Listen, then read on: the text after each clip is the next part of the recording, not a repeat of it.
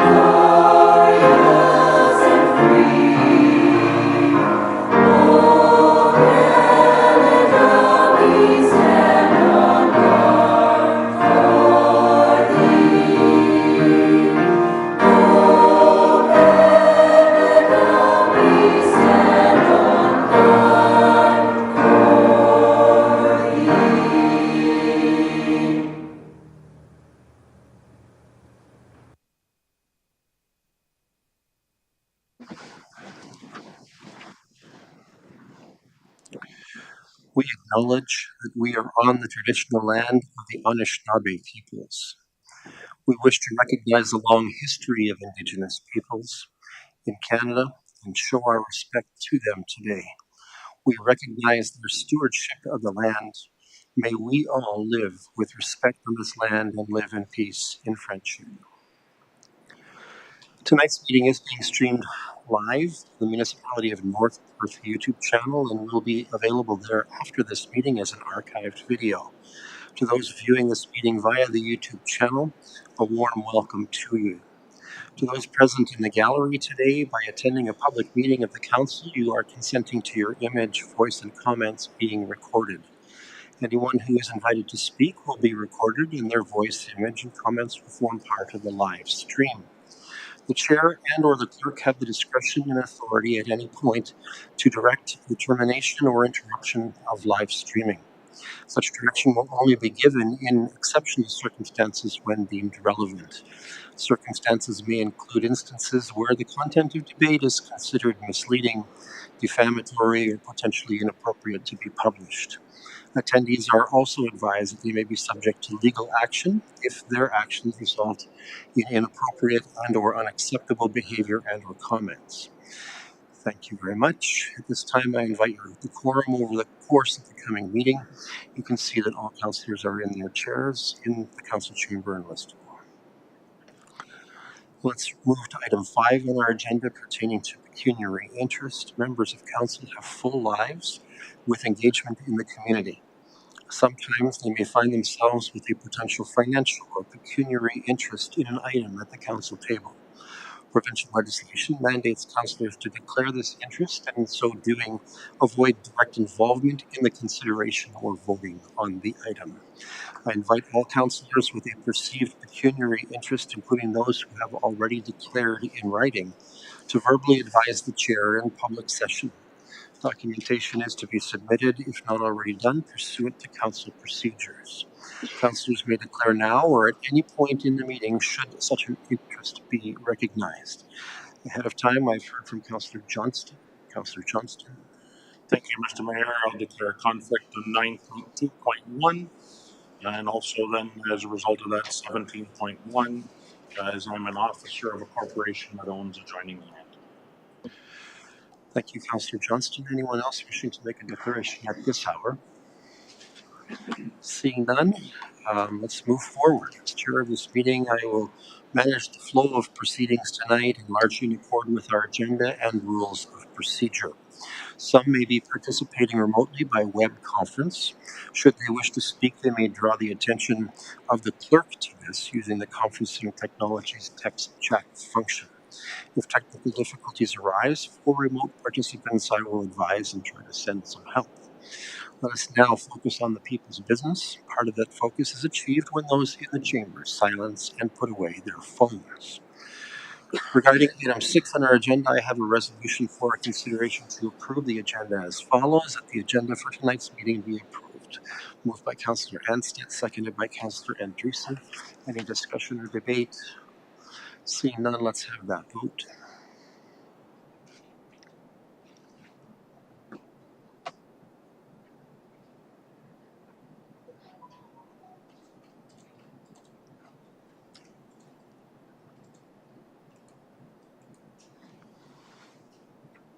And that is carried. Let's turn next then to item 7 on our agenda, the so-called consent agenda. Consent items are placed on council's agenda because they're believed to be non-contentious, yet they may warrant council's recognition and or action. Grouping them expedites our business. However, any councillor wishing to extract an item or more from the consent agenda for discussion, debate, and individual action may do so. There are 15 items on our consent agenda tonight, including the minutes of our last regular council meeting. Colleagues, you'll also see that there are a few letters of support for the OPP funding changes item that was discussed at our budget committee meeting last week. Anything to extract here or any corrections that we would like made to the minutes? Councillor Richardson. Thank you. Through you, Mayor Kasenberg, I would like to extract 7.13, which is the Town of Midland Resolution, RE Sustainable Funding for Small Urban Municipalities. Great. I anticipated that one. Who's next? Anyone have another item? Okay, I'm not seeing any other immediate items, but if some more show up, we'll tackle them after Councillor Richardson and item 7.13. So as per our procedure, let's have a look at 7.13. Councillor Richardson, the floor is yours. Thank you again. The town of Midland had put together a very good resolution of where it's basically asking the provincial government to immediately increase the funding for small urban municipalities, focusing on the OPP budget, even though the resolution is slightly different. The numbers are incredibly close to the numbers and the percentage increase of the OPP billing budget that we are currently looking at this year. So I would respectfully ask the rest of council to support this motion and send it to the appropriate people to get the message out to the province that needs money. All right, I'll consider that a resolution. I think the clerk can interpret the intent of the resolution easily enough, and we know how we change the list of suspects, so to speak, who received the appropriate letter. Can I call for a seconder? Councillor Andreessen will second that. Thank you. Any discussion or debate on this one? Seeing none, clerks, are you ready for a vote? Let's have the vote.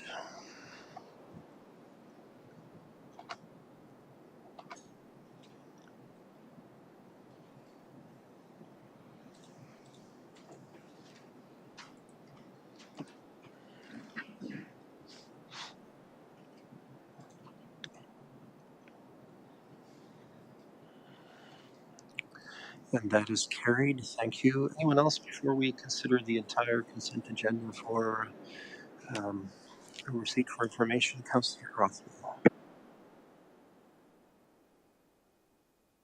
Good evening, Mayor Kasenberg, Council, and staff, and members of the public. I'd like to bring forward 7.5, the 2024 well inspection reports, please. Okay. I believe we're probably in a reasonable position to have staff respond if there are specific questions. So let's have it. Thanks very much, Mayor Todd. I simply wanted to say incredible amount of work's gone into producing these reports for all four of our well systems throughout Southern Municipality North Perth, and those that rely on them, and certainly this council is from our responsibilities. I believe it's important that we thank Mark Hackett and all the staff for their work that they continue to do, and to get the approval ratings that we have for all those wells that rely on people's health and safety. So no more than that. I think it's very important that we at least acknowledge all the work and effort that's required. Thank you. All right. I don't think we entertain motions for applause, but Mr. Hackett, to your team, I think you sense council's appreciation for the good work, and please extend our appreciation. I think I can safely say on behalf of my colleagues to the entire team. Thanks for drawing that to our attention, Councillor Rothwell. All right, anyone else with the consent agenda item before we consider the core resolution?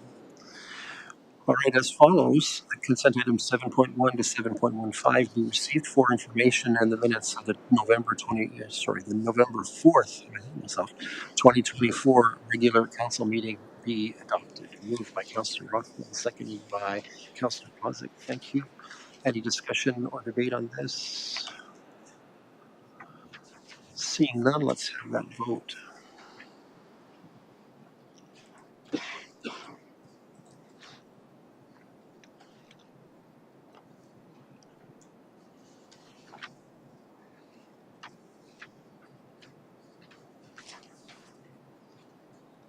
And that is carried. Thank you.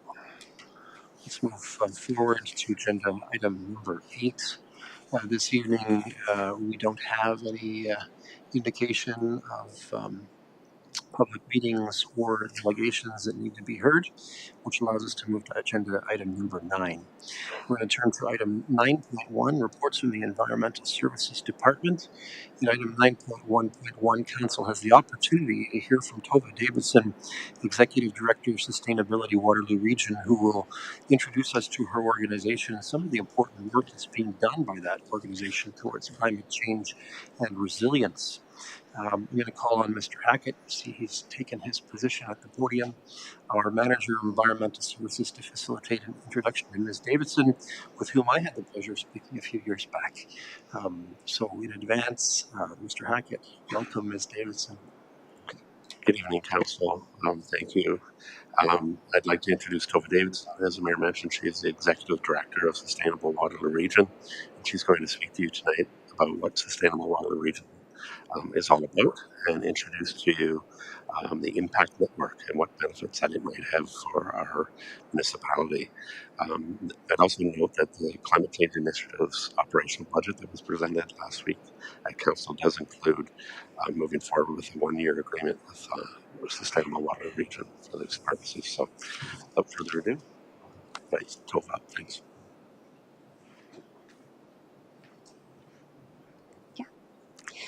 Good evening. Thank you so much for having me. It's an honor to be here. My name is Tova, and I'm really excited to tell you more about our organization, SWR, the work that we do, and the ways that we help municipalities just like you in your path towards climate change mitigation and adaptation. SWR is a social enterprise that was founded 15 years ago, actually as a Laurier student program by 3 young men, one of whom you may have heard of, Mike Morris, who is now the Green MP for Kitchener Centre. And it was founded around the idea that local action is the place where we can make real change happen. And we've seen studies since then that show that municipalities really are the house of where climate change happens. We are, as I said, a social enterprise nonprofit. We are independent of any organization. We have no core funding from any government. We run like a business, but we work for a civil society purpose. And what we're striving to do is to create a stronger, more equitable community through sustainability action. We focus at corporate sustainability and community level sustainability. So in this case, for example, what would the footprint of a municipality be as a corporation, and then what would the footprint of the municipality be as an entire municipality, every resident, every business, all our transportation, all that sort of thing, and then what are the things we need to do to make that a little lower in ways that actually can save us money or make us more resilient or reduce our risk exposure, that sort of thing.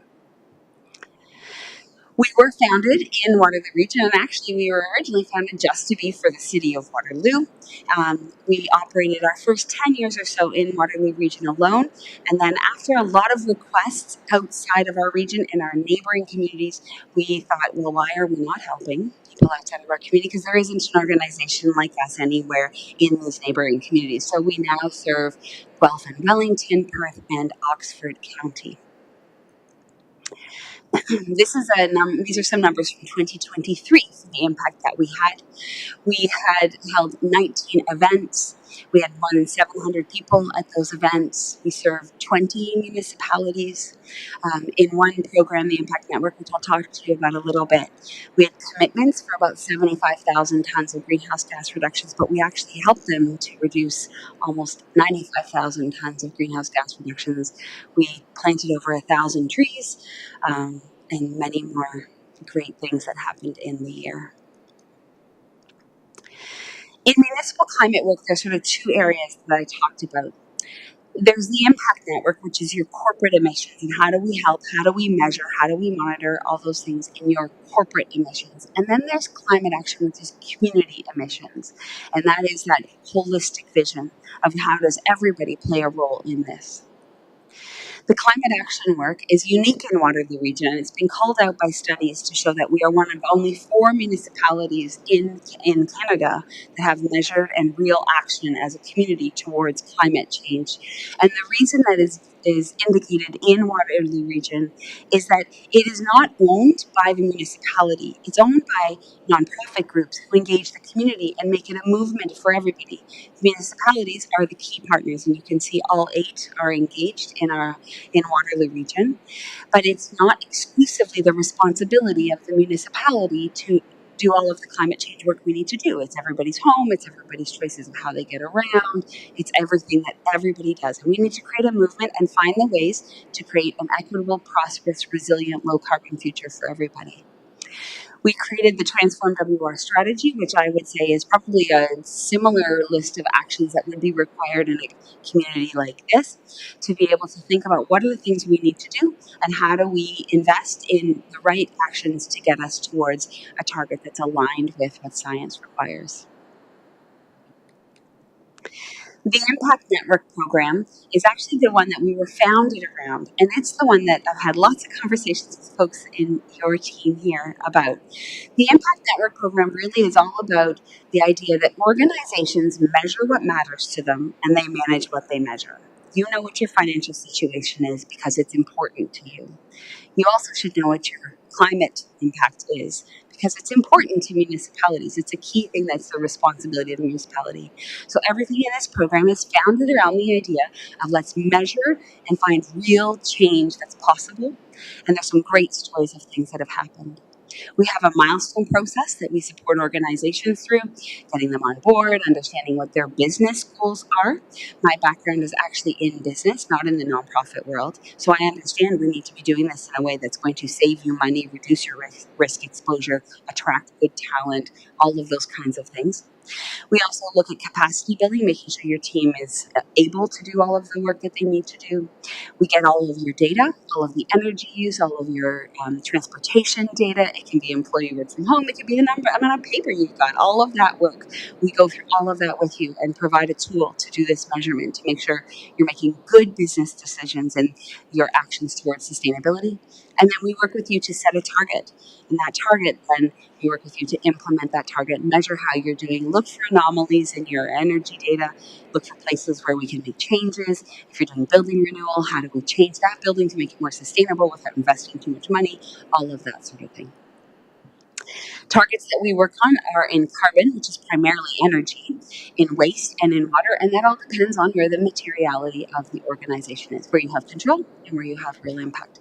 And they're chosen by the organization with what target is set in partnership with us. So we help them to make those decisions based on years of experience and on the data that you're providing. We publicly recognize organizations for how they're doing. This is an example of one organization that has all 3 targets. And it can be anything from public sector, private sector, other nonprofits that we work with. And this kind of reporting is done after permission is given to us. We do not report this before you sign a letter saying, yes, this is fine, please share. We work with every municipality in Waterloo Region. We do this work for all of them, including the townships. We also work with Oxford County for all of their accounting and help them work on this as well. There's an organization called Green Economy Canada. Some of you might have heard of them. It was actually a nonprofit that we created and launched to scale this program across Canada. So they helped Green Economy London get started. There's a group in Sudbury. There have been groups in Kingston, Ottawa, Nova Scotia. So this model started in our local area, but is now being scaled across the country. We also have a microforest program where we do re-urbanization in spaces, in communities, through planting native species trees, and we do it in partnership with the local conservation authorities. A microforest is a small area of land, about the size of a residential building lot, and we'll plant 100 native species trees, including endangered species of trees, and we ask the people who own the land to be the steward of that forest, water it for a couple of years, and let it go wild. What we find is that it actually sometimes saves them money because they're no longer paying someone to maintain, mow that lawn, etc. It's a great way to naturalize a small piece of land in an urban area to actually do some of the ecological and social benefits. So the ecological benefits of something like a microforest is, of course, the trees sequester carbon. But even more than that, it does things like it slows down wind. It helps with the absorption of rain. And we're talking about a well study. That's an important piece. That's green infrastructure. It means that you reduce heat island effect, that sort of thing for the residents. The social benefits can be things like noise buffers, improving air, or removing air pollutants, that sort of thing. A lot of these are planted in schoolyards, and kids they use them as well for learning about the ecosystem, and teachers use them as part of their learning spaces. And then the Evolve One building. I don't know if any of you have heard about the Evolve One building. It was an SWR project that we undertook from our last strategic plan that was done. And the idea was we wanted to demonstrate what was possible in buildings. And I've talked a lot about the combination of environment and economy, and this is a great example. This building was designed to be 106% of the energy used on site was generated on site. So it is net positive energy. It generates more energy than it needs. And we actually do publicly report how much energy is created. And you can see by this graph that it's usually between 106 and 124% of the energy used in the building is generated on site. So that's great. You wonder how much more expensive it was. The developer will tell you it was between 5 and 8% more expensive, which is a construction delay. And he pays $0 in energy for this building. But he collects an energy fee from the tenants, including us. So he makes $250,000 a year more on this building than any other building he owns. This is the kind of example of the work that we do. We've got lots of examples from organizations. I'm happy to answer any questions, and thank you for having me. It's so nice to have you with us tonight. Good to see you again.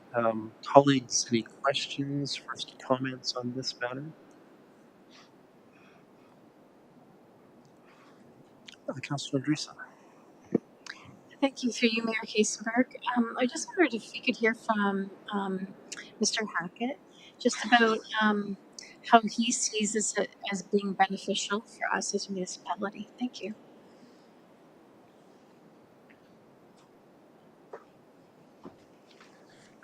Thank you for the question. I think the main thing is having some expertise that we don't have as a group here in North Perth, and having from that vast knowledge that they have and tried and true programs. I think that's where the real benefit for us will be, and it's a really cost-effective way to enter into some programs that would be beneficial for the municipality. Thank you. Okay, anyone else? All right, thank you. I don't think there were any proposed actions with regards to this presentation this evening. So again, appreciate it. Thank you very much. Thank you. Thank you. All right, next we have two items from the Development and Protective Services Department. Is item 9.2.1, Council again sees an application for zoning bylaw amendment and draft plan of subdivision by applicant Trident Group for lands presently owned by Party Bray and legally described as Part Lot 27 and 28, Concession 1 in the Elma Ward of the municipality of North Perth. I'm going to call on Nathan.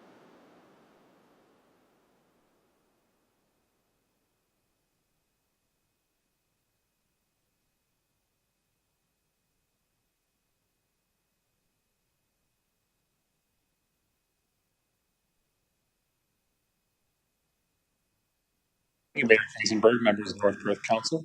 I do have a short presentation, primarily highlighting some of the questions that were raised in the last council presentation and discussion. So this is not intended to be a repeat of the report. This is just meant to highlight some of those questions or comments that have been provided previously.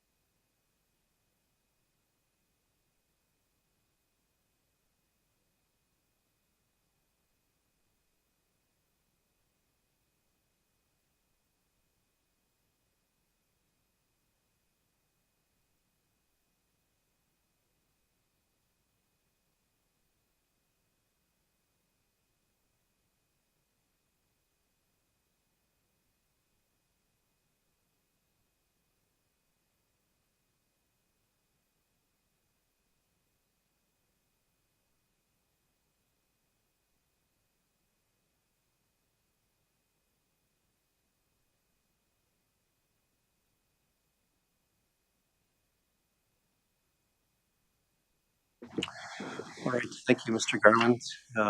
Certainly, this is the longest resolution I've ever seen at the council table. It's very complex, this one. All right, colleagues, any questions or first comments on this application? Councillor Mazick? Thank you. Through you, Mayor Kisenberg. I really just wanted to thank county planning staff for, um, well, and Baker Planning Group for being patient with us and giving us the additional time that we asked for to comb through the details and make sure that sort of we're happy with how everything is going. Um, and for to Planner Garland for his due diligence and answering a lot of questions that were asked of him throughout the last 2 weeks. I think that I personally got a lot of the answers that I was looking for, so thank you for that. I do just have one question. So the discussions that are happening with the adjacent landowners, all of these are just good faith conversations at this point in time. There's no requirements for the developer to continue to work with the adjacent property owners in this capacity if we decide to support the plan of subdivision in principle and approve the rezoning tonight here. Is that correct? Currently, they are in good faith. They're intended to work towards that. If there was the desire to also put a condition on the draft plan, we can include that. We would reference something to the effect that it is up to the responsibility of adjacent landowners also to work in that consistency. So, as mentioned, it has to be kind of all the parties. It can't just be one or two. It has to be all of them together collectively as a group. Certainly. Thank you. Anyone else with questions or first comments?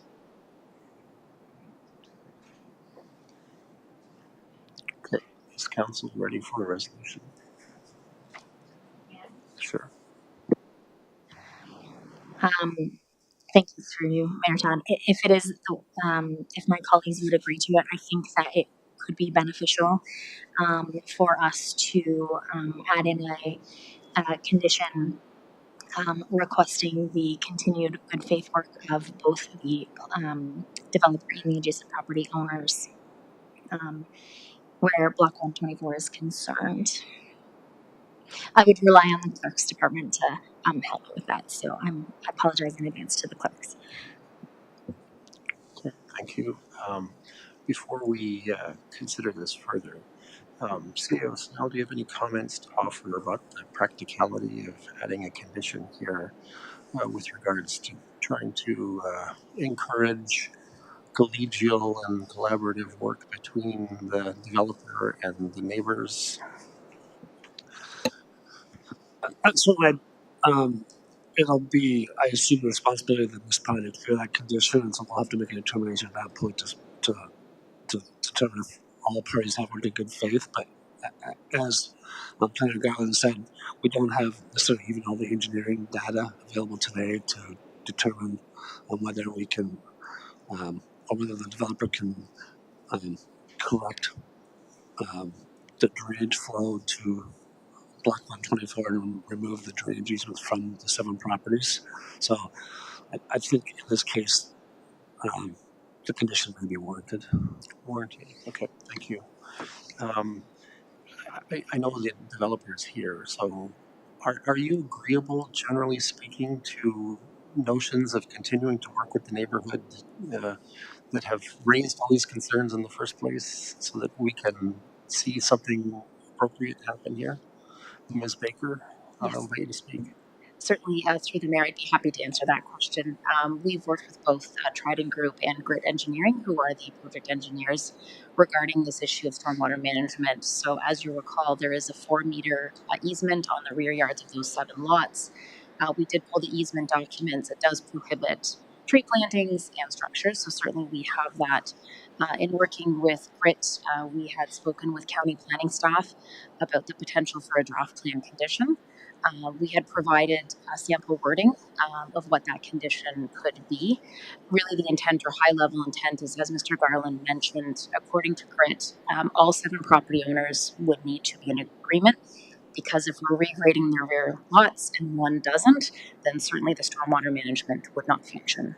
So the way it was worded is that if the 7 property owners agreed, they would be responsible for the cost of regrading their rear yards. So for clarity, it's the overland flow of their rear yards that currently goes into a swale that has the prohibition. The intent is their rear yards would be regraded so that the stormwater could be directed towards Block 124, and the stormwater would be conveyed to the proposed stormwater management pond within the subdivision. Just for quick reference, I know I'm speaking for a really long time. It's a bit of a complex matter, and I want to make sure we get it right.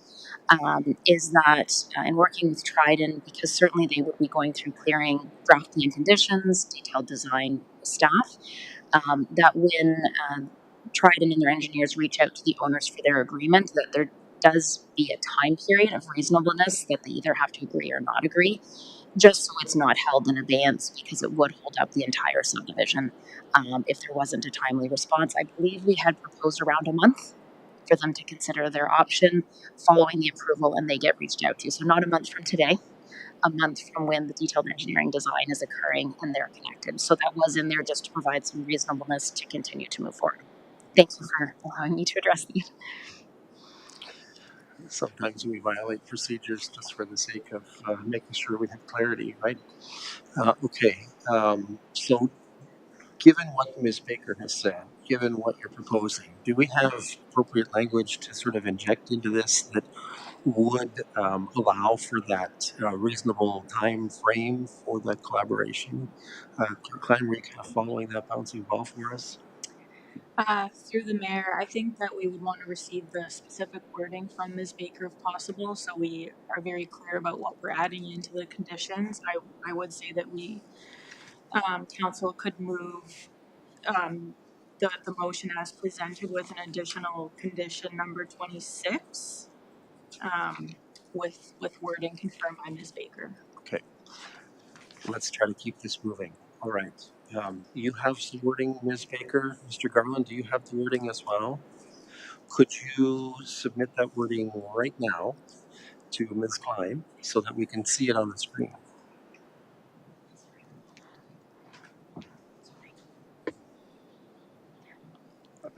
I'll advise that this is highly irregular, but hey, we're going to try to solve the problems here, right? I'm going to come back to you, Councillor Blazek, to see if you're satisfied, and then you can serve as the mover of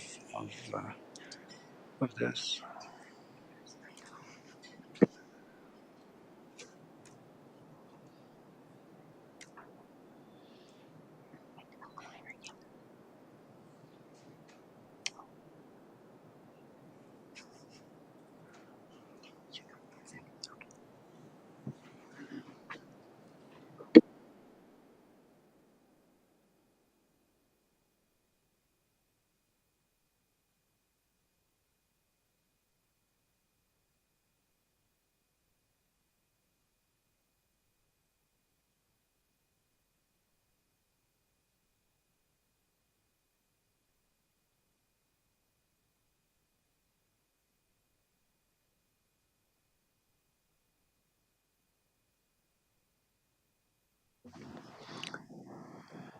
This is where we play the Jeopardy music normally.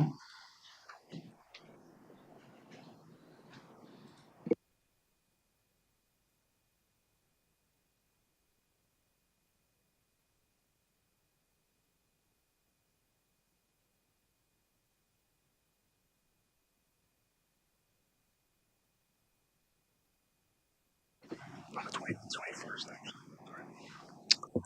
Mr. Garland, do you have a point? One note I would add to council is just as this petition is being considered, so this would be added to the Perth County Council agenda. So we would include this update as well too, just to let them know about this. So yeah, this would be incorporated, and then it doesn't necessarily cover off the zoning bylaw. That would be dealt with through a future date, but this would address this drainage condition and consideration for the adjacent landowners. Thank you. Thank you. Okay, clerks, how are we doing?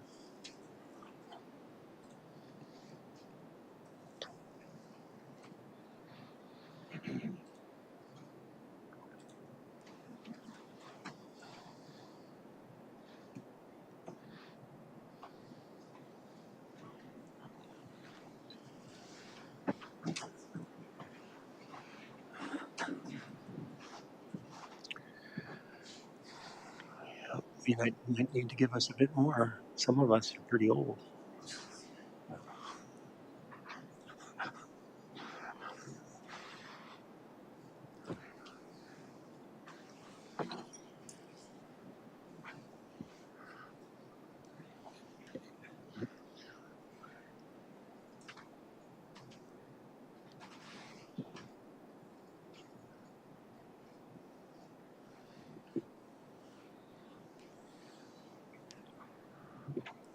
Should be Elma Ward. There's a typo in the word Elma.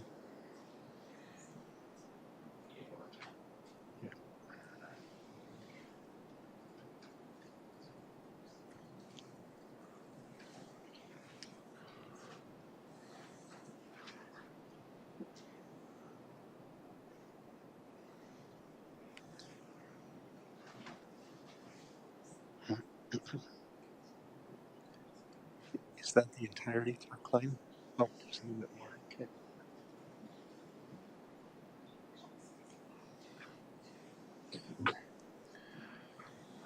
Okay. Okay.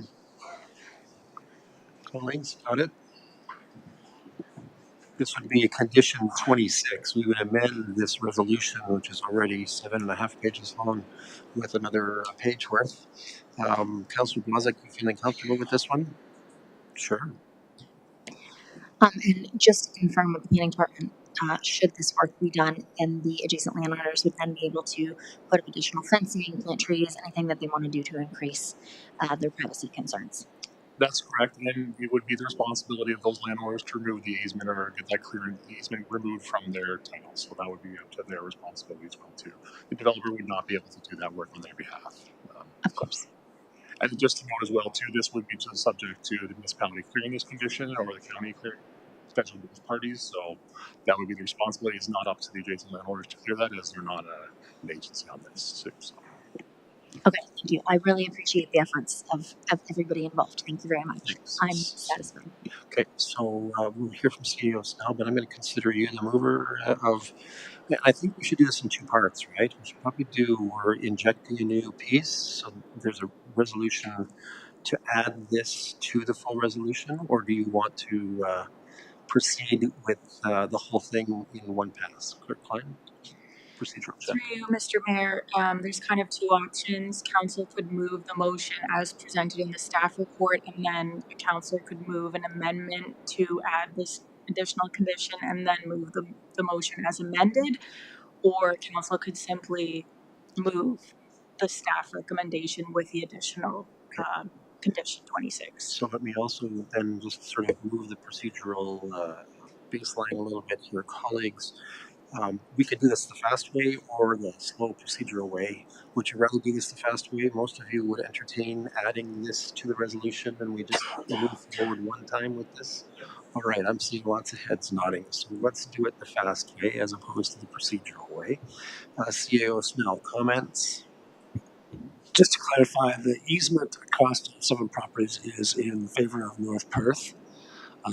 So we would, if all 7 property owners are in agreement, they would have to sign that, but we would actually be responsible for removing the easement, which we would do if all 7 property owners agree. Okay, so we will have cost, but Fairly minor. in terms of creating some peace and harmony here, this might be worth our while.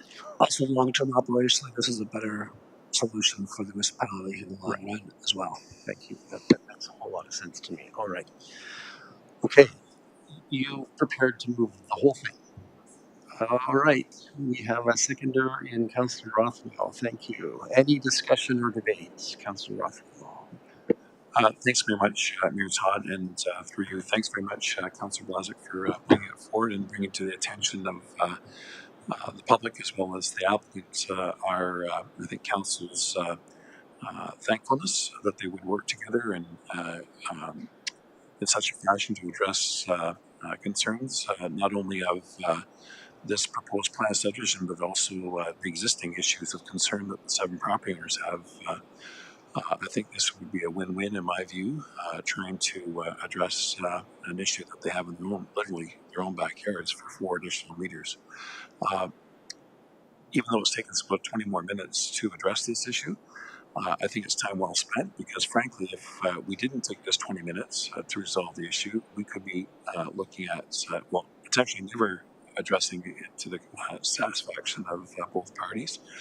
But in fact, we could have wasted or taken additional time, money, and effort to address it. So I'm very thankful for staff, the applicant, and the property owners in addressing this.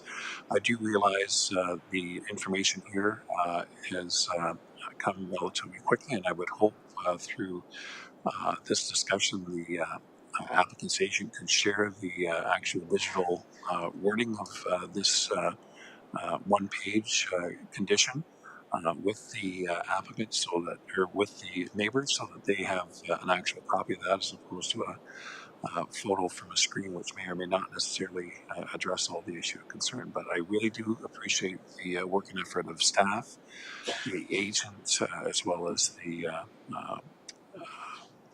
neighboring property owners. Thanks very much. Thank you. Okay. Anyone else with discussion, debate items on this one? Everyone's sort of comfortable. We know where we are. We've got an updated versus what was in our package, but represents probably good work, even if it's procedurally a little unsound. Everyone ready for a vote? All right, let's have a vote.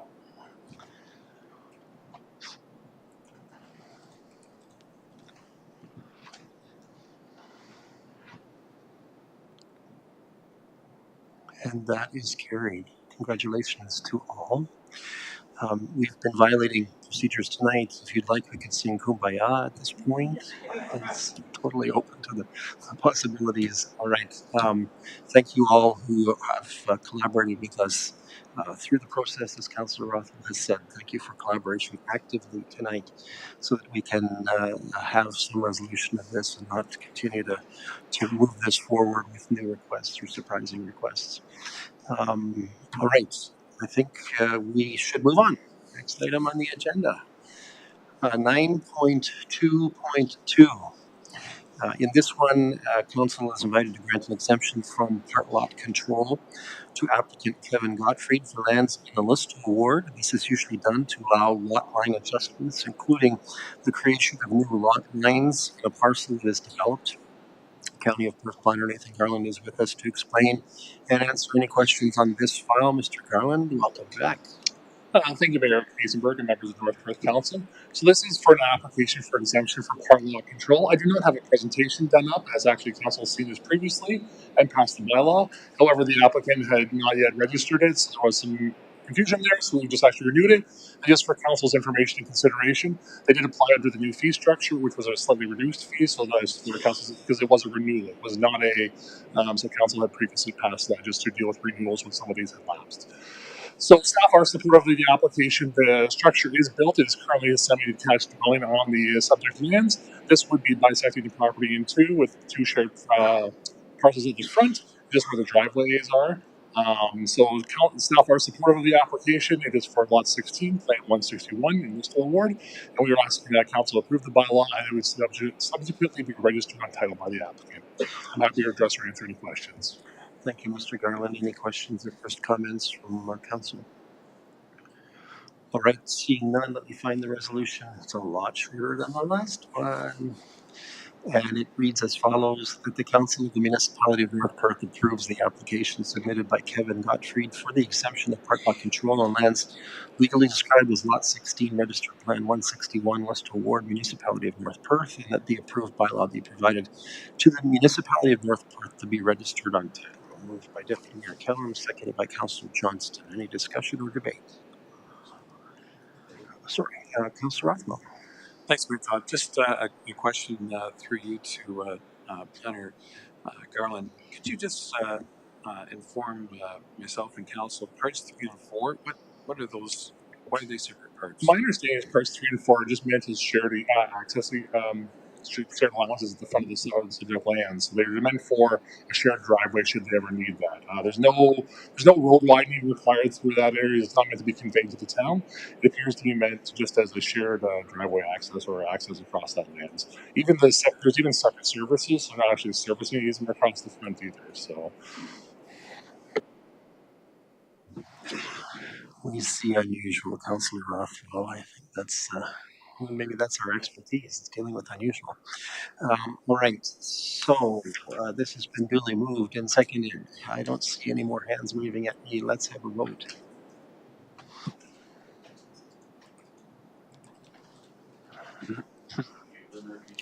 Councillor Instott records a manual in favor vote.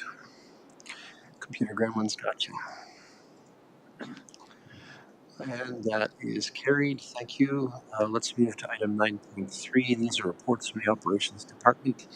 As item 9.3.1, Council will get its first look at a prepared servicing master plan.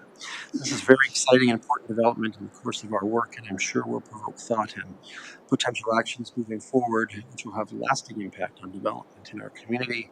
I invite Rob, our manager of operations, to introduce our consultant who prepared this plan, and then he can call whoever he wants. Mr. Rob, welcome again. Yes, very exciting indeed. So, good evening, Mayor Kistenberg and members of council. I'm excited to welcome our consulting team from BMRS to present an update on the master servicing plan for the Listowel and Atwood settlements.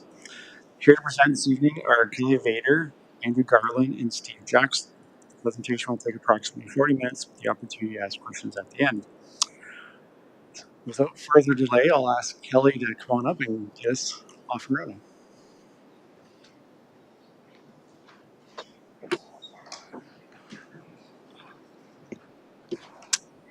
Thank you, Mr. Mayor, members of council.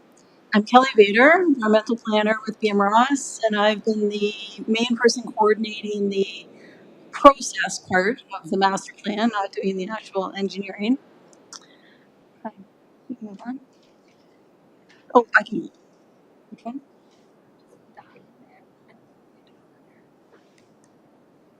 Okay. So tonight I'll talk a little bit about the master plan process, a bit about how we evaluated growth and development in order to assess it in the master plan. And then we'll present our preliminary results on the water infrastructure, then wastewater and stormwater management, and then some of our preliminary recommendations. So we initiated the master plan back in 2021. It's been a while in the works. And the main focus when we initiated this was to look at what impact the growth that we were anticipating that was going to happen in the two communities of Listowel and Atwood, what impact that growth would have on infrastructure. We were anticipating that the county was going to be looking at expanding the settlement area boundaries in both of those communities. And so we were particularly focused on what impact that boundary expansion and the high growth that all of the communities were experiencing at that time would have on those infrastructure communities. So as part of the master plan process, we're following what we call approach one. There's a number of different approaches.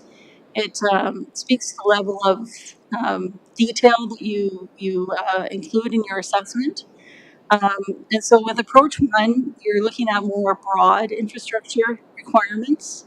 But following the master plan, using the EAA, we look at initially we identify the problems and opportunities associated with each of these different pieces of infrastructure. Then we evaluate those different alternatives, and then in the end, we'll come up with a recommendation for moving forward with those improvements. As part of the master plan, we've also consulted with First Nations communities, different agencies, and the public. We did have one open house about a year ago here in this council chamber. Because we haven't at that point recommended a lot of specific projects, we haven't had a lot of input from the public. And we're not anticipating that because we aren't recommending a lot of specific projects initially, that we won't have a lot of interest from the public until those projects move forward with actual implementation. So once the master plan moves forward, we'll be recommending specific projects. We'll be recommending when the approximate timing for when those would be implemented, and also any additional requirements as far as additional environmental assessment requirements and other studies that might be needed. And then with the master plan, they can be implemented over a longer time frame. So we're anticipating that some of these projects may not be needed to be implemented for 15 or 20 years. And because they're approved through the master plan, you can do that over an extended period of time without having to do additional studies. And the reason we're coming to you now with these preliminary recommendations is because we're nearing the completion of the master plan and we wanted your input on those preliminary recommendations before we finalize the process. So you're all probably familiar with these maps. So these are the new settlement boundaries that were identified in the OP.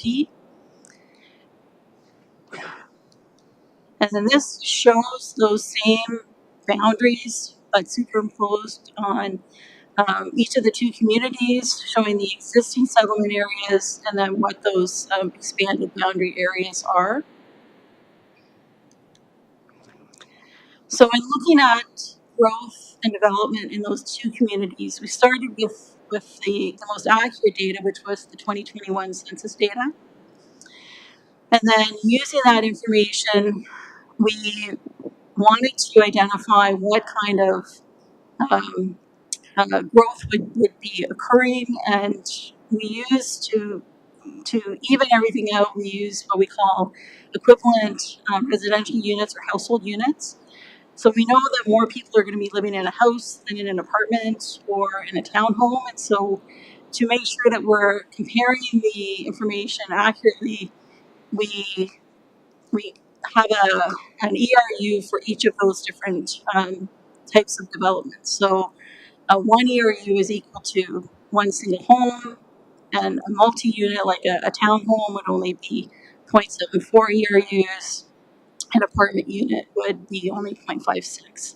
So that way, when we're assessing the impact of the growth, we're comparing, apples to apples, not a different comparison. So when we started out, we looked at how many existing developments remained in each of these communities. So in Listowel, we had approximately 168 units, or 105 ERUs, and in Atwood, we had actually a very similar amount. Most of those are in the Dalmage community, the development, the bigger one at the north end. And then we looked at the revised settlement area boundary in Listowel and Atwood, and we calculated how many units we could fit into those new lands that were going to be opened up for development in each of those two communities. So we have a map like this for each of settlements. And in Listowel, what we did is we looked at the vacant lands that were existing within the existing settlement boundary and what lands would be opened up for development in the expanded settlement boundary. And then we applied a density based on some of the recent higher density developments that had occurred in Listowel. We wanted to make sure that the density was going to make good use of these lands to make sure that it was similar to developments that were currently undergoing review by the community. I think the Triton development was one of the ones that we used as a template. And then based on those numbers, we calculated what impact that would have on the different pieces of infrastructure to service those developments. So we have a similar map for Atwood. Atwood was a lot more simple to look at because there isn't as many parcels.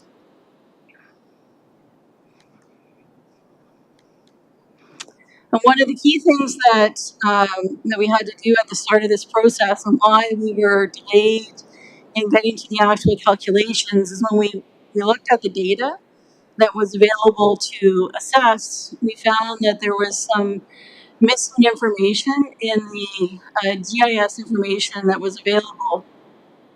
So we had a lot of the line data showing where the pipes were, but we were missing a lot of the elevation data. And that data is essential in order to calculate the slope on the pipes and the capacity of the pipes.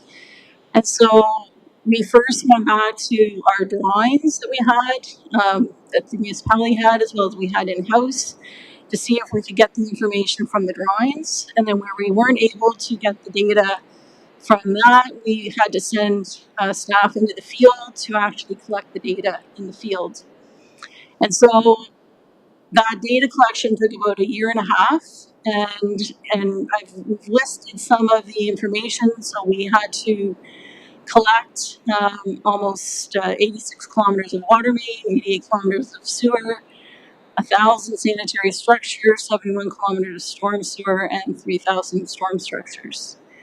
The benefit of having this new up-to-date information is that when you're now reviewing new developments, we've got an updated model with all this information that will make it much easier to review the impact of new developments as they proceed on the existing infrastructure that you have.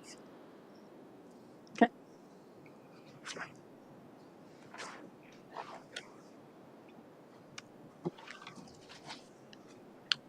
Thank you, Mayor and members of council.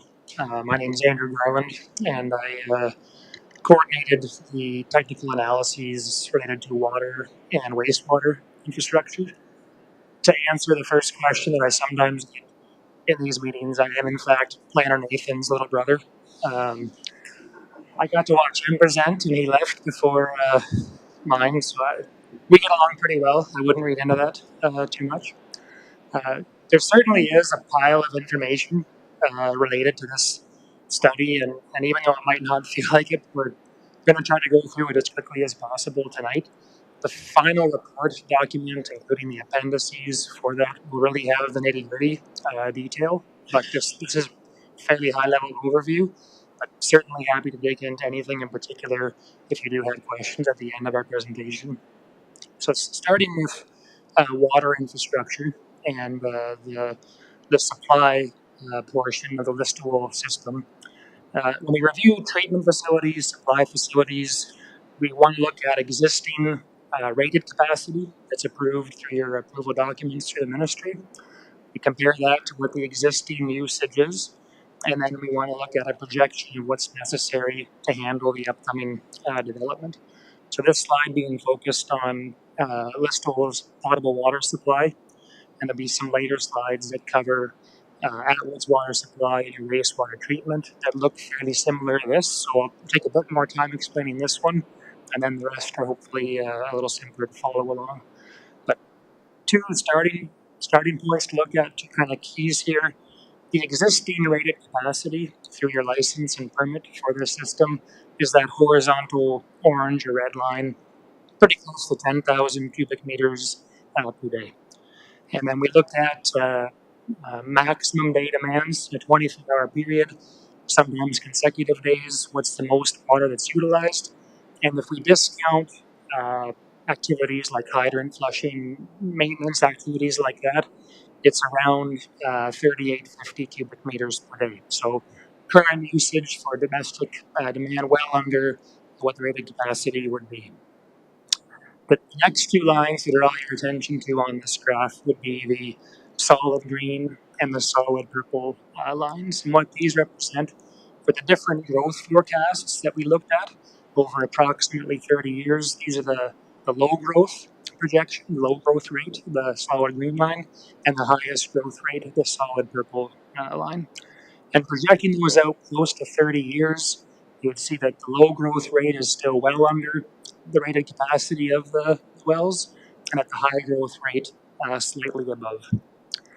The dashed lines are really just an illustrative tool and probably add the most confusion to this. We debate whether or not to really include them, but what those represent are the current level of commitments that the municipality is under. So approved developments where the developer is authorized to build, and really, if you want to look at it this way, they're obligated to meet the demand of those approved units. At the starting point, assuming the kind of pure ERU demands, like Kelly referenced, those development commitments would take that 3850 and increase to a little over 5,000 cubic meters per day. Over time, probably the not 100% accurate part of this is really that growth comes out of commitments. And so the way this is shown, it's assuming that you're maintaining a consistent, almost like an inventory of commitments over time. As 100 units are built, 100 more units come along for review. So it's really just a tool to kind of gauge where your capacity is at. And the key thing to recognize that your growth really comes out of those commitments as they occur. Final kind of important note on this one would be that going back to those development maps that Kelly showed, if we look at approved development areas and potential development areas and apply some kind of typical housing densities and then use those per ERU demands, once that's all built, the projected demand would be a little over 8,000 cubic meters per day. That's the note at the bottom there. So it's still under the rated capacity. So overall, from what we see, in pretty good shape for water supply in Listowel.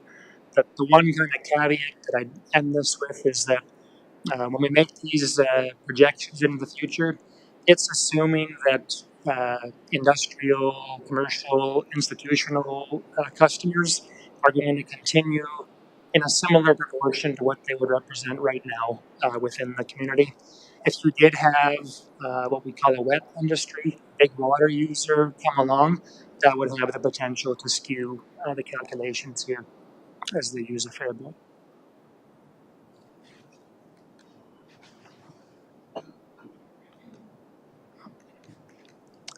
Looking at water storage infrastructure next. The recommended volumes for water storage come directly from Ministry of Environment, Conservation and Parks design guidelines. They have some fairly prescribed formulae, well established for calculating recommended volumes. Storage is really there for what they consider three purposes. One would be what we call peak equalization, so times of the day, generally morning before work, right after work, when people are heavy on the showering, meal prep, laundry, dishwasher, all that kind of thing. Demands can go up and then subside. After that, so storage helps to deal with those peak short-term demands. There's also a component for fire protection. And then the third component would be what they consider emergency situations. It's all essentially related to population. So as population grows, the recommended volume grows as well. Currently, you have one elevated tank in Listowel with a capacity of pretty close to 3,300 cubic meters.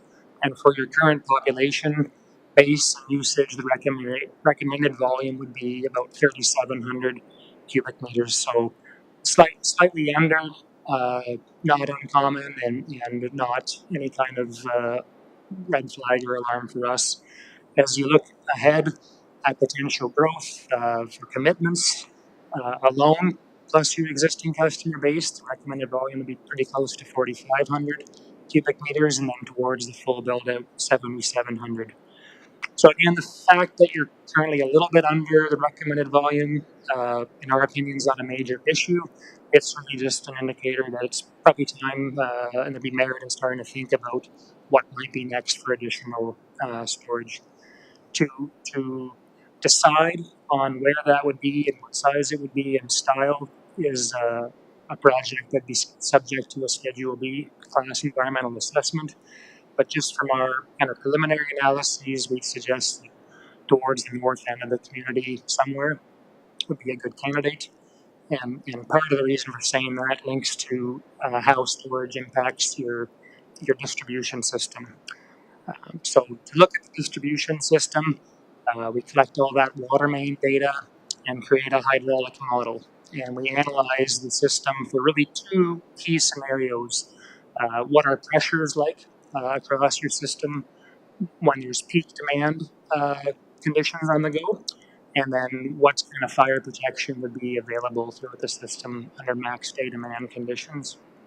And if, if, if there were issues that we saw with the system, there'd be different red dots and things popping up on these slides where I'd show you some problems, but really for your existing system, we don't see causes for concern there. It's an indicator that mains are well sized and appropriately looped throughout the community.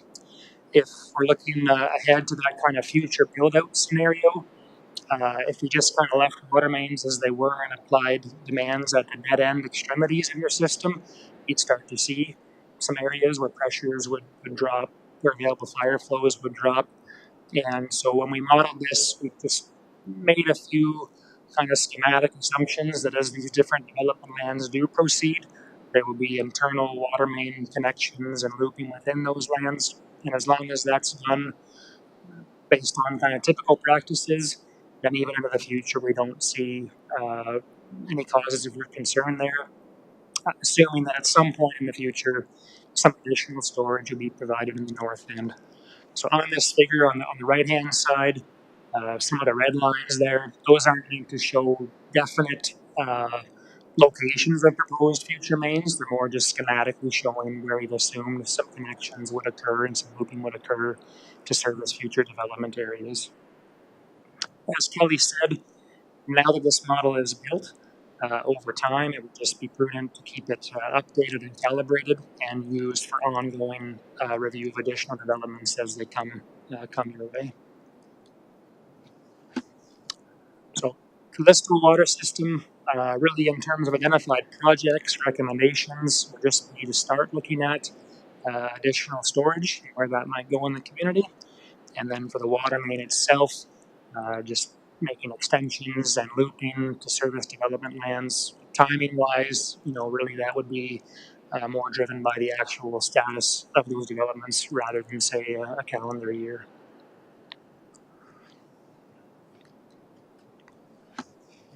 Moving to the Atwood water system, so same kind of graphical layout as the Listowel system.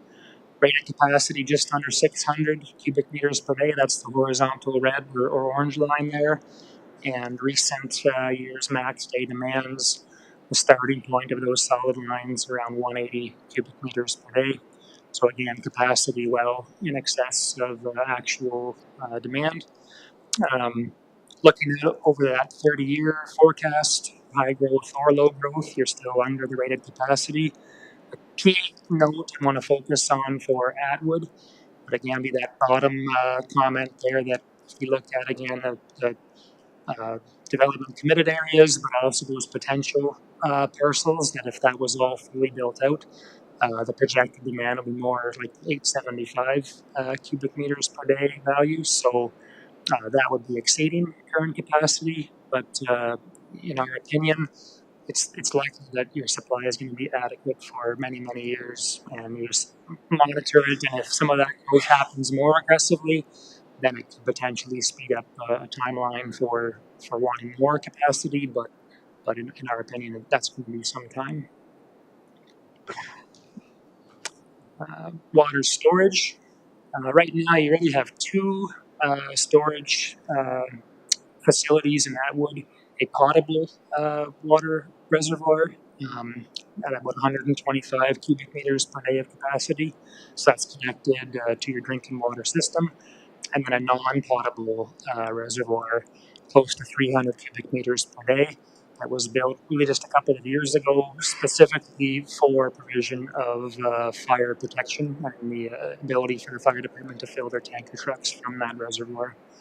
So those two facilities combined actually provides you slightly more storage than the currently recommended about 400 cubic meters per day, or cubic meters for the current population.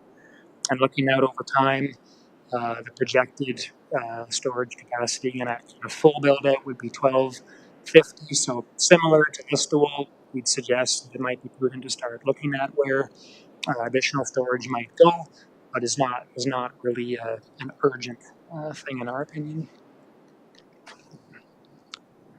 The water distribution system here is smaller scale than Listowel, but similar process for modeling. In this case, we are really just looking at pressures under peak demand situations. Fire protection is not really a component of the distribution system here right now. There wouldn't be the storage connected to that, more the pumping capacity to produce meaningful fire flows. So looking at pressures, again, for the existing system, no red flags popping up there. For future development, there'd be a pretty significant increase in demand, or there could be. So looking along on that right-hand side, the red lines there on Main Street, and then up on Monument Road, there'd be a recommendation to look at adding trunk main there, and that's been something kind of in the works and planning stages, preliminary design for a couple of years now. If council does elect to look at adding storage, it would probably make sense to do that in conjunction with planning these mains, just to make sure that uh, once that storage is built, it can get out to the places it needs to go in the distribution system. So to summarize, identified projects for Atwood, it would be looking at additional storage, looking at carrying on with planning for those trunk water main additions on Main Street and Monument Road. And then the third note, more of a thing already on staff's radar, I've been working with them, is to replace the high lift pumps at the existing reservoir with some higher capacity units. And that's really just to assist with meeting peak demands as they grow.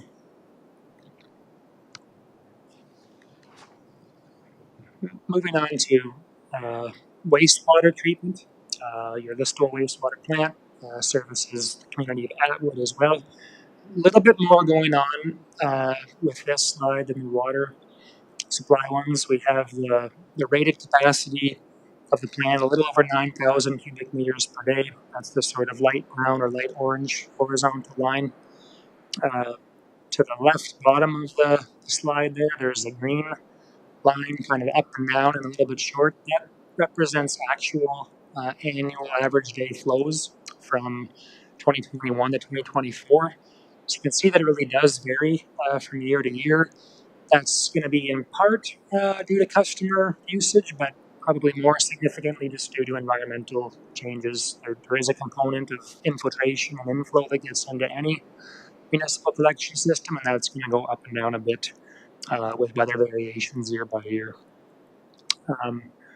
Another important note on this one is that because flows have been getting closer to the point where you want to start looking at what to do next, staff here for several years have been looking at attempting a re-rating of the plant. That would be really, in a nutshell, to demonstrate that it can do more than it's currently approved for. And the target's been around 12,000 cubic meters per day, and that's the red horizontal line there. So even in recent years, some of the miscellaneous upgrades that have been carried out at the plant have been with that kind of future number in mind, that more capacity would be desired. Looking at the solid blue and solid purple lines, those are respectively the low growth and high growth projections over time. So you'll see that the low growth at 30 years, you'd be pretty well dead on with what the existing capacity is, and at the higher growth value, you'd be higher flow than even the target re-rating of 12,000. Similar to water, we note that even at the full build out, that note at the bottom, projected flows of not quite 14,000 cubic meters per day, really illustrates that the high growth rate is pretty aggressive. Again, these projections, similar to water, assume that your ICI, institutional, commercial, industrial flows are going to be in proportion to existing, and again, a wet industry would have the potential to skew this. So bottom line for the summary for this one, the recommendation would be to continue with that targeted re-rating to increase plant capacity now, continue to monitor what flows are like on an annual basis, and then if it really does show that flows are increasing, plan for what's next, even potentially after that re-rating.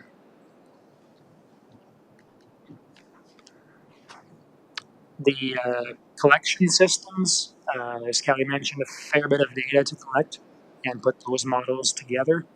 Quite a bit more involved than water main, actually, just because of the sensitivity to the elevation data. And we take those models and analyze them for peak flow events. That's kind of peak wet weather going on, so peak I&I values and peak usage. And we, for no real scientific reason, kind of categorized sewers into locations where, in theory, the flow in that pipe is less than 80% capacity. But then we group sewers that would be between 80 and 100% capacity, just to kind of keep our eye on those, and then anything that's in theory over 100% capacity. For the existing system, which is shown in the figure on the left, and pretty hard to get it all on one slide there. It's really only a couple of sewer segments, and these would be like individual lengths between structures where maybe the sewer is a bit shallower grade, that are showing at or above capacity, but nothing too unusual here compared to other systems we see, and really nothing that gives us big alarms right now. For the full build out, the figure on the right, certainly just given the scale of development being considered and some of the intensification probably compared to what might have been considered a number of years ago, there'd be a number of trunk sewer sections that would eventually be, in theory, over capacity. For some of the key kind of trunk locations, our suggestion would be rather than jump out and start replacing sewers like wild, would be to complete some detailed flow monitoring, really just to either confirm or disprove some of the theoretical flow data used to complete this modeling.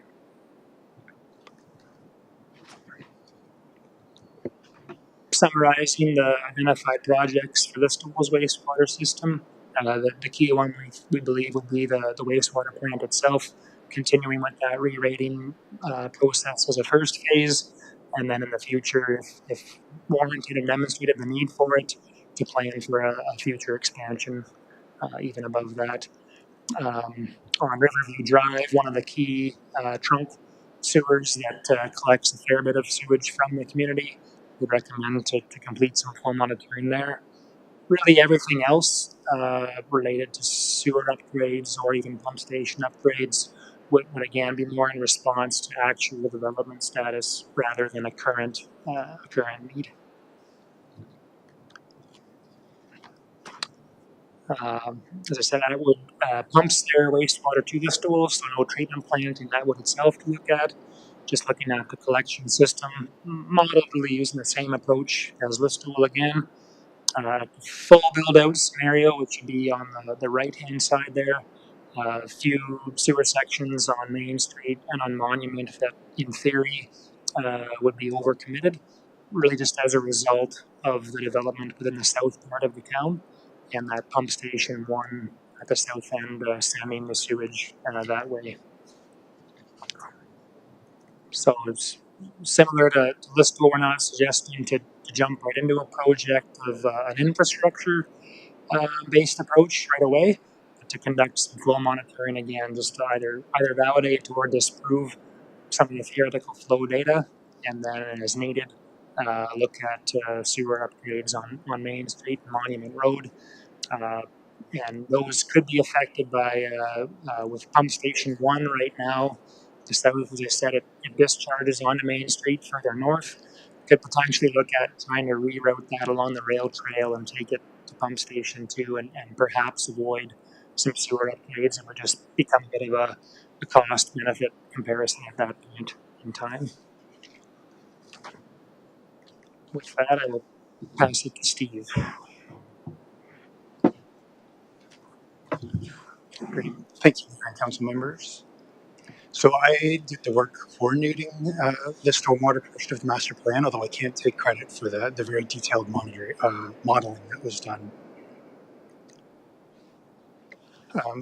So as part of the master plan, just like water and wastewater, we looked at both Listowel and Atwood for the stormwater system. So looking specifically at Listowel here on this map, there are 33 individual sewer sheds that discharge directly to the Maitland River, as well as the municipal drains.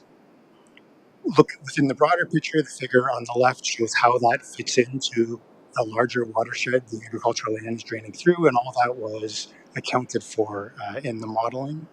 Within Listowel, there are 10 regional stormwater management facilities that are existing now, and almost 50 kilometers of storm sewer for that entire urban system.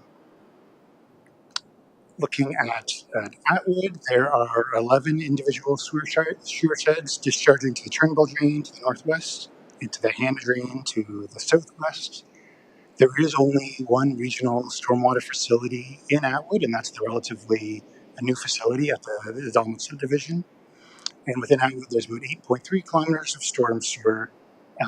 Many of the existing storm sewers in the older sections of town are actually have municipal drain status.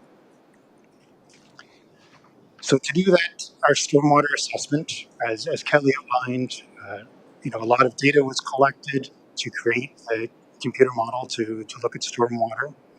We really looked at two distinct scenarios. So the first on the left is what we call the minor system, and that is when we have a typical event, a 5-year event, which is about 2.5 inches of rain in 6 hours. And that event, it's expected to be carried by the underground system within the storm sewer. So in a 5-year event, we don't like to see any ponding in the roads. The water should get into the storm sewers and be carried away without impacting roads. The other event we modeled was the 100-year event. For the Listowel area, it's basically 5 inches of rain over a 6-hour period. In that major event, the 100-year event, we expect to be using both the minor system, the storm sewers, under the road, as well as the roads themselves and any associated channels and infrastructure we have. So when the major system is functioning properly, the best example is in a new storm system, is ideally we like to see that major system contained within the curbs, not extending onto the boulevards, but certainly not beyond the boulevards onto private property.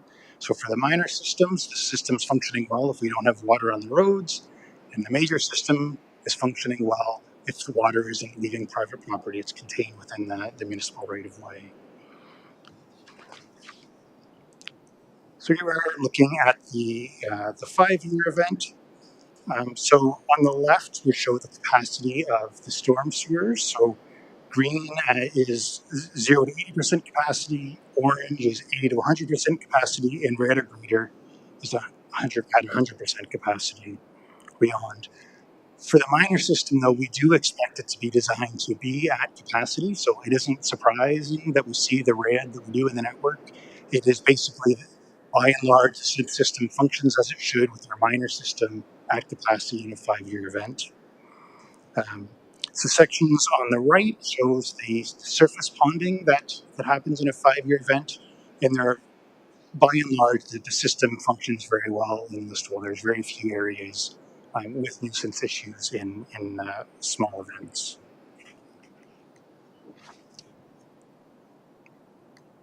Oh, sorry, jumping ahead of myself here. So here we're, contrasting what we're seeing on the road surface between the 5-year and the 100-year events. Clearly, the difference is, where we have issues in a 5-year event, as expected, it's going to be exacerbated in a larger event, and there are a few other areas that are issued in that large-scale 100-year events. Another thing to note is because fortunately, we don't see 100-year events every day. Some, with either residents or staff may be unaware that they are problem areas where a 5-year event, those problem areas are your public works staff see on a regular basis, where a 100-year event are uncommon to see those issues. And a lot of times where we have those issues with the 100-year event, it's areas where I'll call it bathtub topography. It's just low-lying land that doesn't have a good outlet, or we're constrained by existing channels and sewers. So switching over to Atwood in a similar fashion, we're looking at the storm sewer capacity on the left and the surface flooding on the right. By and large, again, your minor system is at capacity as expected. There are some areas of interest in that upper left quadrant, where we're draining to the Queen Street drain as well as the King Street relief drain. There are some existing issues there with the 5-year event. We can see the new subdivision in the upper right quadrant, the Dalmouth subdivision, is functioning quite well. You can see by the green indicated in the roads, which means that the storm sewers on the left are red, or orange, they're at capacity, but though the water isn't ponding on the road, so that system is functioning quite well. And again, here we're contrasting just the surface flooding between the 5-year and the 100-year event. And again, just I think the big takeaway here is our new infrastructure is performing quite well, as we would again expect to be happening here. So where we did identify the problem areas, we looked at alternatives that could be considered both for existing and for new development areas. As with anything, there's always the do nothing.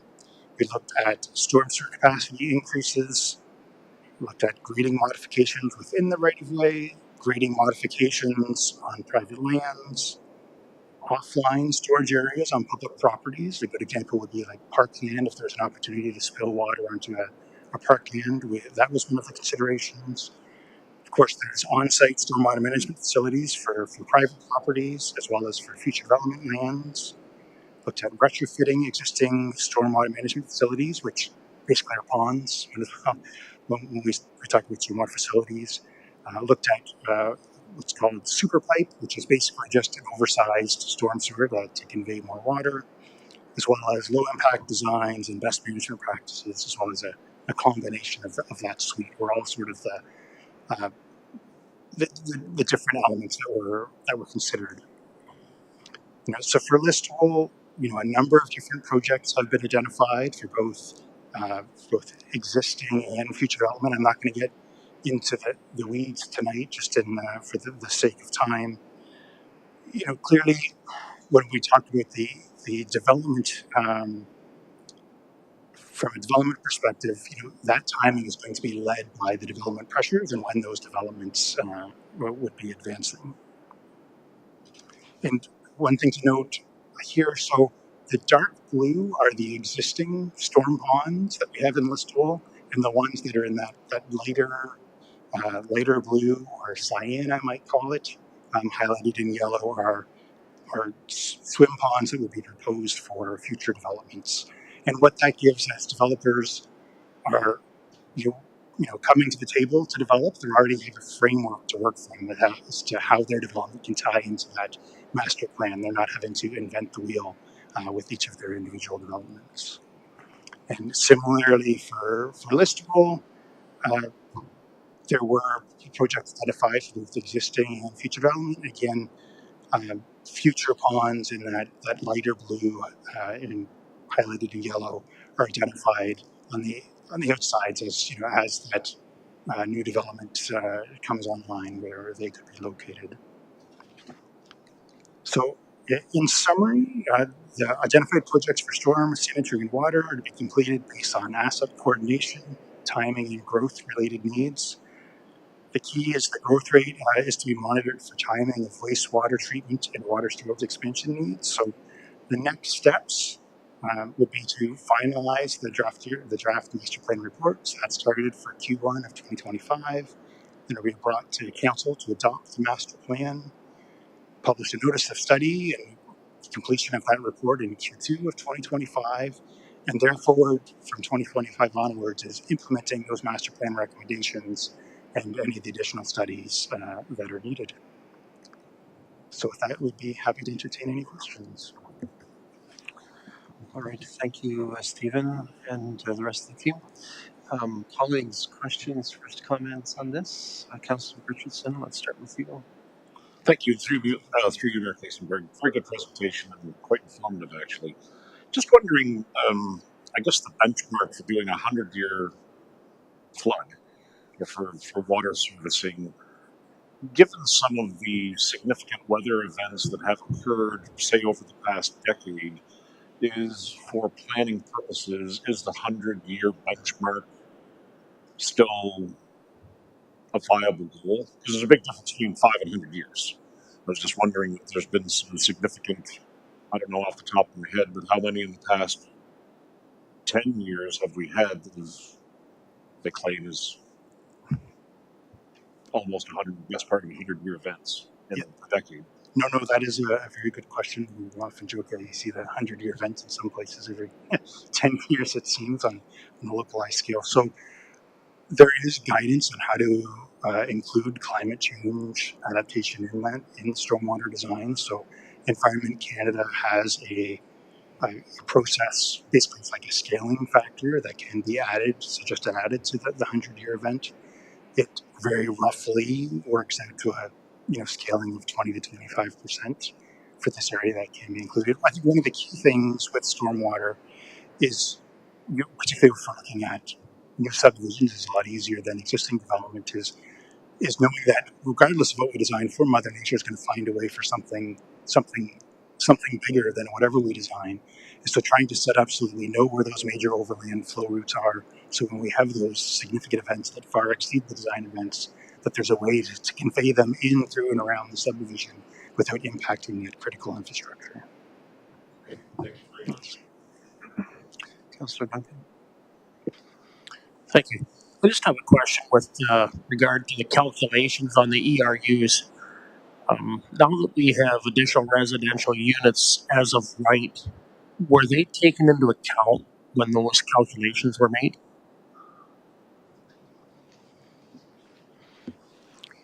All signs point to Andy. A good question, and one that we're seeing in a few communities. The short answer would be nothing terribly specific, mostly because we've seen maybe a lack of consistency of exactly where those are going to happen. They're a little bit hard to predict for. We do make some kind of gross infilling allowances that would be spread around the community. So in that sense, there's a bit of a factor accounting for that, but it's nothing terribly significant. I mean, we just don't have the history to know exactly how to incorporate those in the calculations. Okay, thank you. So if I'm following what you just said, and when it comes to ERUs, and certainly I think the Triton proposal proposed that a certain proportion of the homes that were going to be built there were going to have inherent ERUs in them. We're not quite sure what the impact is, and it could skew all of the results that you've shown potentially. Just specifically with that development, when we're doing that development review, they actually assigned a slightly higher ERU factor than what was included in the master plan, which may account for that additional ARU growth. CAO Snell, you look like you want to say something. Steve stole, I guess, my thunder. But to add clarification to what I was saying before, yeah, I was thinking most specifically in established areas already built. That's what we're finding it a little bit hard to apply that compared to some of the newer development areas. Okay, thank you. And I think as all everybody presenting that does say, this kind of as a starting point, we do have to keep this information current and valid. So as we proceed, we'll have a better understanding of how ARUs are affecting our community. I was at a recent housing symposium put on by the county in the city of Stratford, and even Mississauga, they were seeing about 4% of existing neighborhoods converted to ARUs, which actually was a lot smaller number than I maybe expected, even in the bigger centers. But it's something we'll have to monitor as we proceed. Okay, thank you. Anyone else with questions or comments? Councillor Rothwell. Thanks very much. That was one of my questions. So thanks, Councillor Duncan. It's a very important matter, and frankly, I think it's something that, as the affordability crisis continues, we're going to see more additional dwelling units coming our way. Just for an issue of dealing with stormwater management facilities, and if we look on your presentation, slide 5. There's a stormwater management facility on line 84 that's shown there, and then it's shown later in number 27, I believe, 5906 line 84. So there it is on the left side there on the Listowel area. It's on line 84. It's the green area just east of Highway 23, Mitchell Road South. So it shows up in the county official plan there, just a little bit further, keep on going right there. So it's a stormwater management facility that's just west of that large woodlot that's on the east side. Anyways, when we scroll through some of the additional mapping, if you want to just correct, it's not shown throughout the mapping in terms of stormwater management facilities. So I just want to update that piece. And the second piece I have is how do we account for stormwater management facilities I think are on private property? Say, for example, the St. Mary's Catholic School on Tremaine Ave South, as well as just north of that, the uh, Evangelical Church has a stormwater management facility on that as well. So any other private facilities that are significant size for stormwater management facilities, are we showing those or not? I know you mentioned specifically in your part of the presentation for stormwater management facilities, so I wasn't sure how we account for those private ones as well. Great, thank you. If I may be again slightly unorthodox, I don't know if the pointer will work on the screen, or if I can just go up and point just for clarification for Councillor Rothwell. This area here? No, just right there. Yes, that's yes, sorry. So it's shown in a couple locations, and frankly, it's pointed out specifically, but it's sorry, through you, if Councillor Mayor Todd, 5906 line 84, it's shown on your slide 27, but it's not shown in other locations in your mapping. So this is more a correction than anything else, just so that you've got it shown throughout. But the other question is, frankly, in terms of that, the Catholic, probably the, St. Mary's Catholic School has stormwater management facility of a significant size just north of this location on Tremaine Ave South, as well as the church. So I just wasn't sure how we were addressing those. Thank you. Great, thank you for the clarification.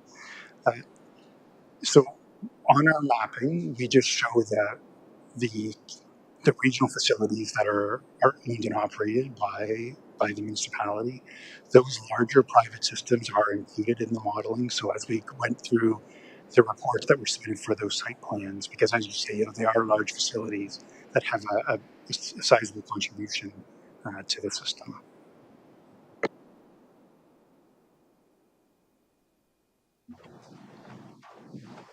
Anyone else? Okay. I can't avoid being somewhat comedic here tonight. Andy, who gives the better Christmas gifts, you or Nathan?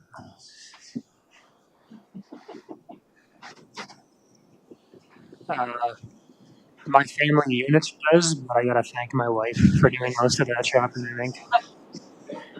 Excellent answer. Thank you for shedding light on that. All right. If we don't have any more questions, I think we can move forward.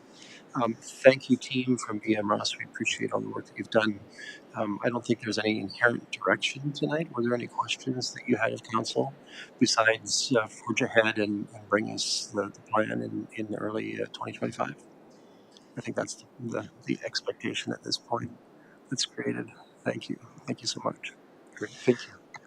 All right, colleagues, I think what we'll do is we'll push through the next couple of items, and then when we move to closed session, we can take a bio break at that point, if that's all right. I think we can get there in the next 15 or so. So let's move to item 10 on our agenda.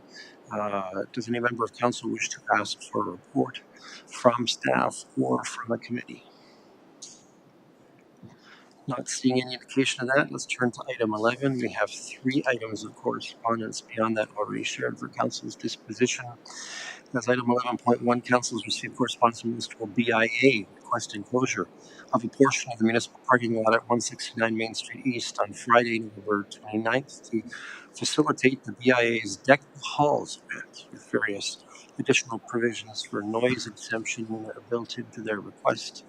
I have a resolution to this end for our consideration as follows. That the Council of the Municipality of North Perth approves the request from the municipal BIA to close a portion of the municipal parking lot at 169 Main Street East as outlined in the request letter from 6 a.m. on Friday, November 29th to 2 p.m. on Saturday, November 30th for the BIA's Deck the Halls event. and that the Council of the Municipality of North Perth grants an exemption to any timing regulations found in Noise Bylaw 32-AD-2001 to accommodate live music from 4 to 8 p.m. on November 30th, and that North Perth Public Works, Fire, OPP, and Perth County EMS be advised of the event. Can I call for a mover on this one? Councillor Wardham, thank you.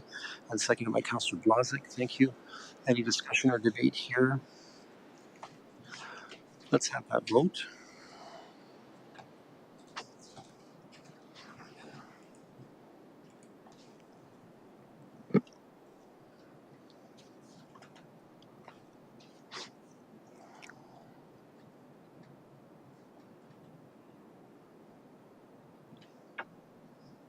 And that is carried. Thank you.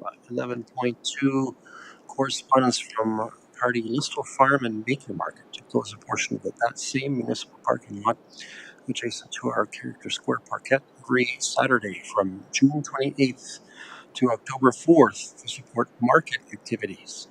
And they have provided in their correspondence to us some risk information, risk management information. I have a resolution for our consideration as follows. The Council of the Municipality of North Perth approves the request from the Listle Farm and Baker Market to close a portion of the municipal parking lot at 169 Main Street East as outlined in the request letter from 8 a.m. to 1 p.m. every Saturday from June 28th to October 4th, and that North Perth Public Works, Fire, OPP, and Perth County EMS be advised of this series of events. It says event, but it's a series of events, right? Can I call for a mover on this? Councillor Anstey, thank you. Seconded by Councillor Blazek. Any discussion or debate on this one? Let's have that vote.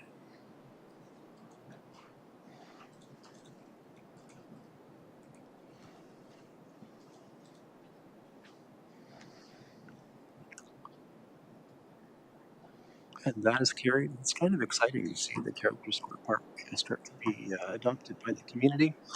And now, at item 11.3, Council has received usual correspondence from the North Perth Chamber of Commerce pertaining to the execution of a Christmas parade on November 30th, 2024 at 5 p.m. with road closure requests pertaining to Main Street, Albert Avenue, and Binning Street West. These are a little bit different than previous years. They're taking up to the Kerr Arena for culmination with the guy who says ho, ho, ho. Councillor Rothwell, I assume you're moving. You're waving your hand at me, so moved. And seconded by Councillor Richardson. Thank you. Any discussion or debate on this? Seeing none, let's have that vote.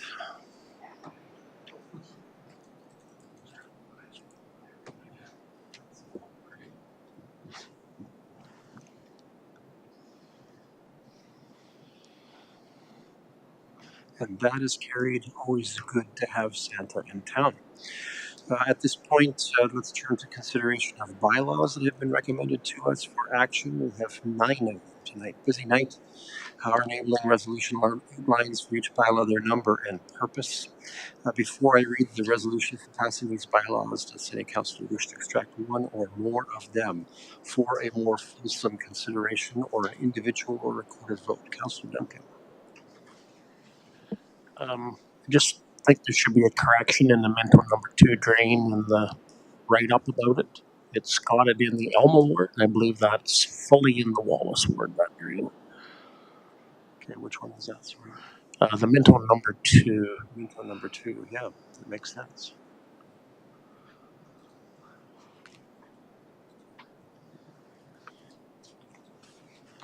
Do we need to consult the paperwork of your client?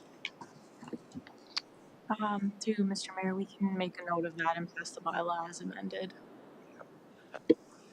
Okay, thank you. So this one, so I'll read the resolution and address that when we get there. Thanks, Councillor Duncan. Councillor Blazek next. Thank you, through Mayor Todd. Apologies, I'm looking for it right now, but I had written down that on the amendment to the board and committee appointments, there is a spot under the OPP Police Services Board where it says that Mrs. Carr is a member of council, and I didn't believe that she is. We can make a note of that as well and pass it as amended. Thank you for catching that. Okay, Anyone else? Okay, thank you. I don't think we have to have an individual vote for any of these necessarily. I think we can just add as amended and trust that the clerk will update to the information that's been provided. So I have a resolution as follows. The following bylaws are hereby passed. 69-2024 being a bylaw to authorize repair and maintenance of the Herald Good Municipal Drain. 91-2024 being a bylaw to authorize repair and maintenance of the Atkin Municipal Drain. 92-2024 being a bylaw to authorize the repair and maintenance of the Minto Number 2 Municipal Drain as amended. 93-2024 being a bylaw to authorize repair and maintenance of the Silver Corners Municipal Drain. 94-2024 being a bylaw to authorize repair and maintenance of the Soden Municipal Drain. 95-2024 being a bylaw to authorize repair and maintenance of the Steg Municipal Drain. 101-2024 being a bylaw to amend the boards and committees appointments bylaw 147-2022 as amended. 102-2024 being a bylaw to authorize the signing of an extension agreement with Explore Inc. And 104-2024 being a bylaw to exempt from park lot control. Can I call for a mover? Councillor Richardson, thanks. Councillor Gordon will be our seconder. Any discussion or debate on any of that? Seeing none, let's have that vote.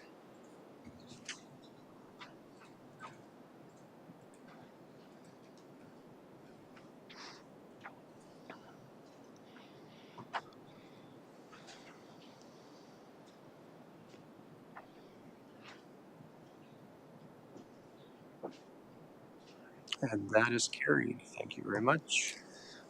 Item 13, does any councillor wish leave to give notice of motion tonight?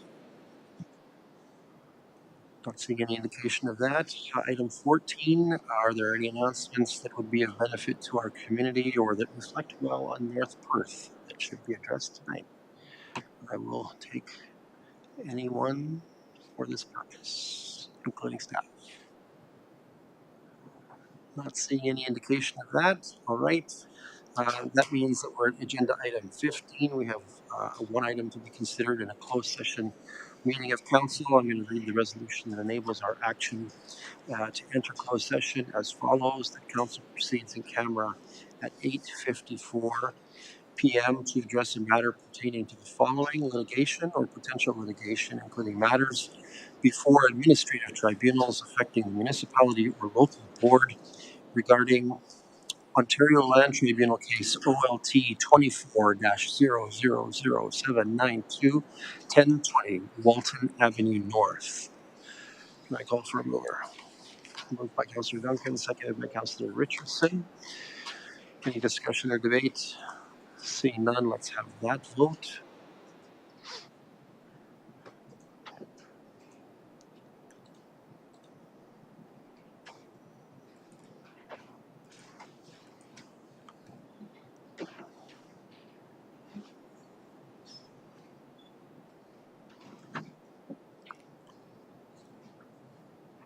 And that is carried. Thank you. We are going to close the session to the public. For those who attended, thank you. Safe travels home. Colleagues, a few minutes as we adjust.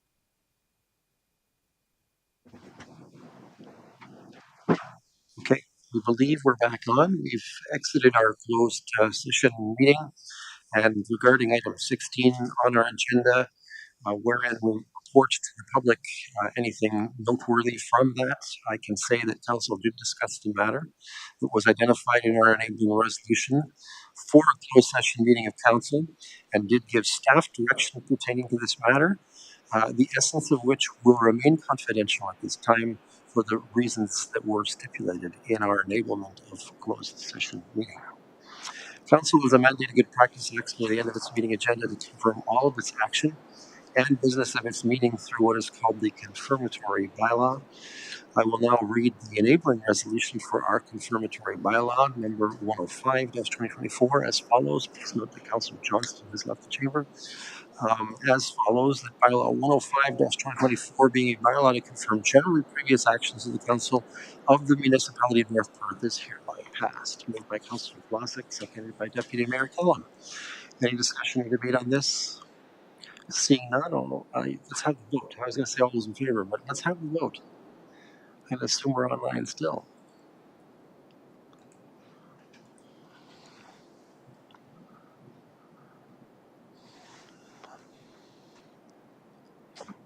And that is carried. Let's bring Councillor Johnston back in if we can.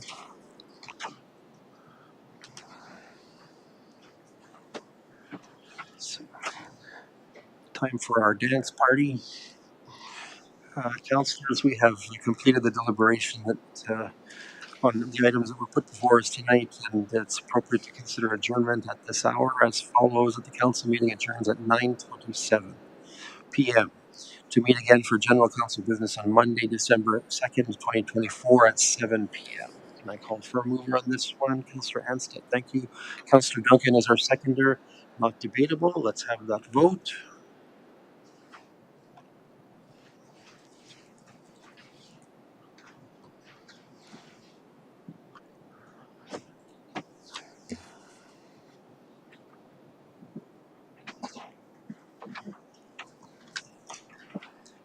We're waiting on one.